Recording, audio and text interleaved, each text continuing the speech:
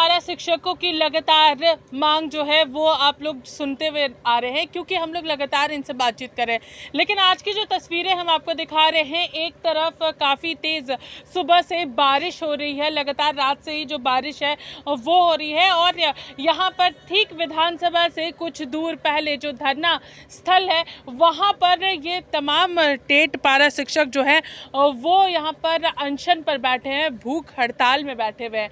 हम इनसे सीधे बातचीत करेंगे और इनसे जानेंगे कि क्या कुछ बातें हैं, क्या कुछ आगे रणनीति रहेगी। लगातार आप लोग मांग कर रहे हैं, आप लोगों के समायोजन की मांग कर रहे हैं 26,000 शिक्षकों की बहाली में। क्या कुछ इसको लेकर के अभी तक पहल की गई है सरकार की ओर से, क्या कुछ वार्ता हुई है?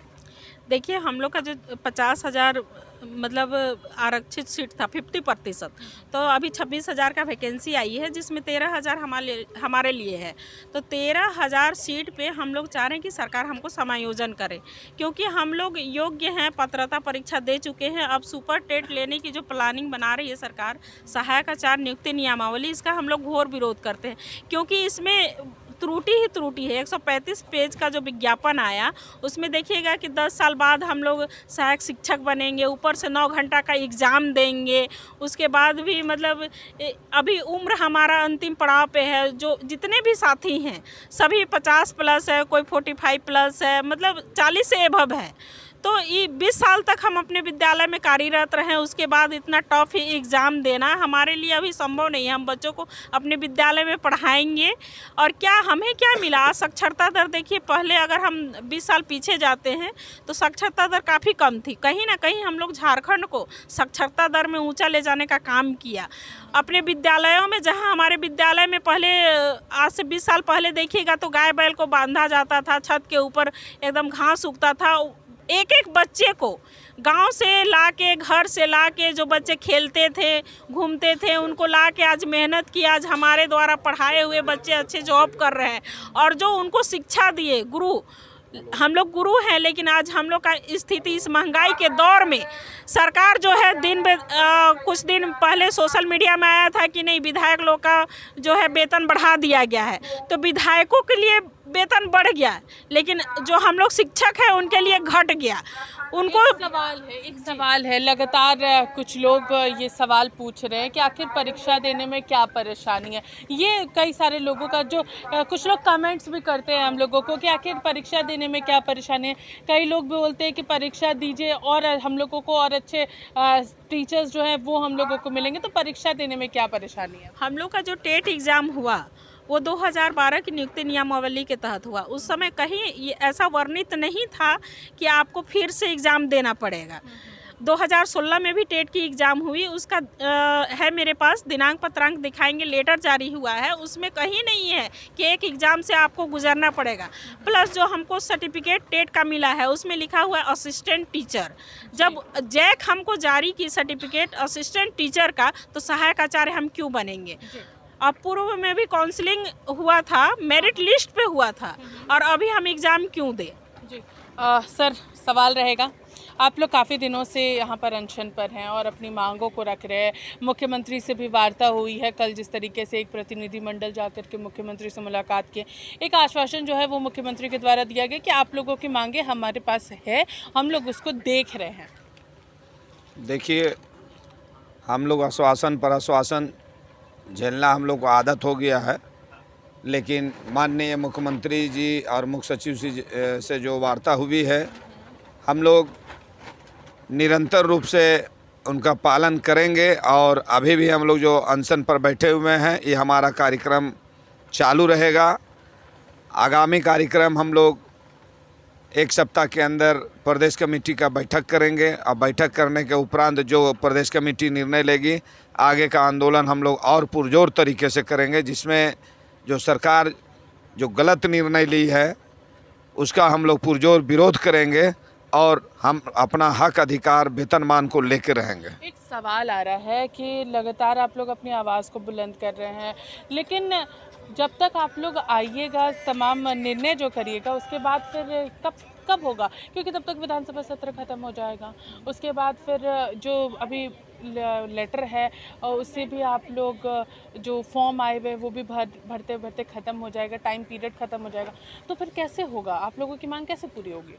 हम लोग निरंतर प्रयास कर रहे हैं और हम लोग कोर्ट में भी जा रहे हैं, कोर्ट में भी हम लोग स्टे लगाने का प्रयास कर रहे हैं और हम लोग आंदोलन भी करेंगे, चरणबद्ध आंदोलन करेंगे, सरकार को विवश कर देंगे कि पारा शिक्षक एक तरह से सोचने समझने की बात है मैम कि हम लोग का उम्र लगभग 50 वर्ष हो गया है और जो आज के जो शिक्षक हैं अब 25 वर्ष के लोग आएंगे। अभी नौजवान लोग परीक्षा देने के लिए हम लोग 8 से 4 बजे तक हम लोग रहते हैं स्कूल में, हम लोग को पढ़ने का समय नहीं मिल पाता है, तो हम लोग उनके साथ में कैसे हम लोग को तुलना किया जा सकता है। दूसरी बात है आकलन परीक्षा जो अभी लिया गया, वह आकलन परीक्षा में थोड़ी सी गलती विभाग के द्वारा हुई है, सरकार के द्वारा हुई है कि उसे मैट्रिक स्तर पर ही प्रश्न पूछना चाहिए था, लेकिन उन्होंने आईएससी बीएससी स्तर का उन्होंने क्वेश्चन पूछ करके यह आकलन परीक्षा में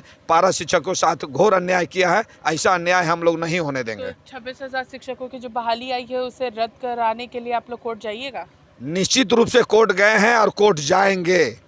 2-3 याचिका हो चुकी है, 1-2 याचिका और होगी और हम लोग शुरू से आंदोलन करते आए हैं, चरणबद्ध तरीके से आंदोलन करेंगे और किसी भी हाल में यह नियुक्ति नहीं होने देंगे। आप लोग रात में यहाँ पर ही रुकते हैं, कितनी परेशानी होती है? क्योंकि एक बहुत बड़ा सवाल है, बारिश लगातार यहाँ पर हो रही है, रात में आप लोग यहीं रुकते हैं, पूरे गद्दे जो है वो भींगे हुए, तो कितनी परेशानी होती है? कीड़े, कई सारी चीज़ों की परेशानियाँ यहाँ पर है। बहुत सारे परेशानियां हैं मैडम, कह नहीं सकते। कहेंगे तो दिल का हृदय की बात जब बाहर निकलती है तो आंख से आंसू गिरता है मैडम। अब बताइए घनघोर बारिश, तूफान, आप देखते होंगे सारे गद्दे भींगे हुए। इस गद्दे में हम लोग भींगे हुए गद्दे में अनशन पर बैठे हुए हैं, भूखे प्यासे, और हमारी ये गूंगी बहरी सरकार हम लोग को देखने तक नहीं आ रही है। बताइए मैडम, कहते हैं कि हम लोग परीक्षा से क्यों घबराते हैं? हम लोग जीवन में कभी परीक्षा से नहीं घबरा रहे हैं, शुरू से परीक्षा देते आ रहे हैं। आपने हमको मैट्रिक स्तर पर बहाल किया, फिर कहा कि नहीं आपको इंटर स्तर बनना होगा, फिर इंटर का परीक्षा दिया, फिर स्नातक किए, फिर नहीं आपको बोला कि शिक्षक बनने के लिए शिक्षक पात्रता परीक्षा से आपको गुजरना होगा। फिर मैंने शिक्षक पात्रता परीक्षा पास किया और पास करके हमारे साथी 16 और 19 में बहाली सीधी नियुक्ति के तहत उन्हें मेरिट के आधार पर किया गया।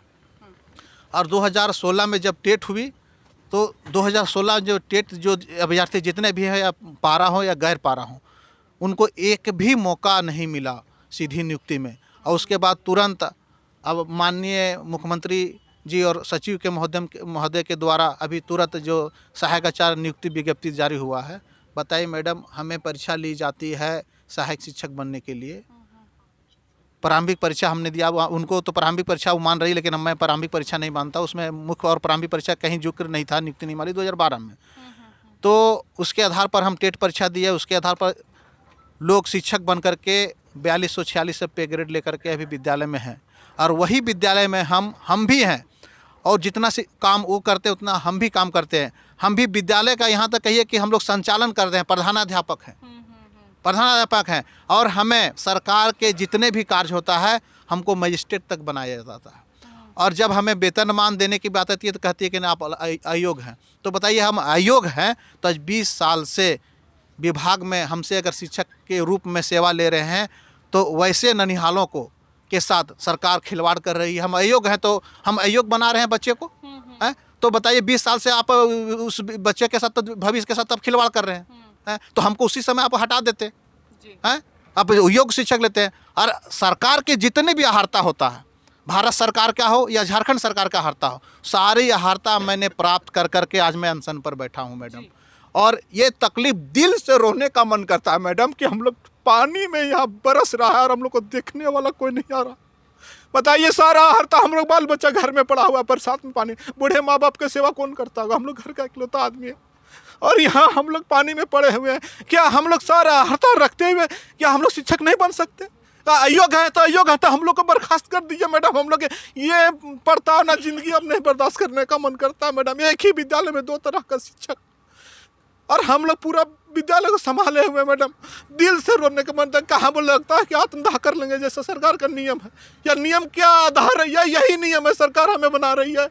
विद्यालय में प्रताड़ित किया जाता है, दो नज़रों से देखा जाता है कि नहीं आप पारा टीचर हैं, आप अयोग्य नहीं हैं। तो योग्य नहीं तो क्या अयोग्य बन करके हम सारे बच्चों को शिक्षा दे रहे हैं। तो आप झारखंड के ननिहाल बच्चों को भविष्य के साथ खिलवाड़ नहीं कीजिए मैडम, हमारे भविष्य के साथ खिलवाड़ नहीं कीजिए।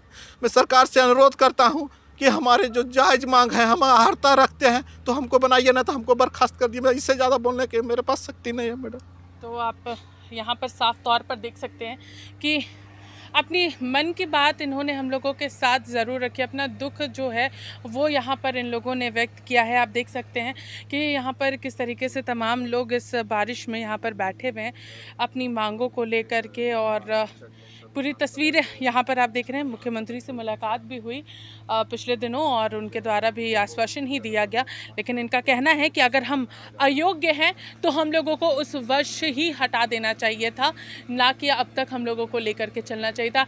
एक ही स्कूल के अंदर में दो तरीके से शिक्षकों के साथ जो व्यवहार किया जा रहा है उसको लेकर के ये दर्द जो है इन यहाँ पर टेट पारा शिक्षकों का निकलता हुआ नजर आया है। फिलहाल हमारे साथ इतना ही। सहयोगी विशाल के साथ मैं पूजा, लाइव इंडिया, रांची।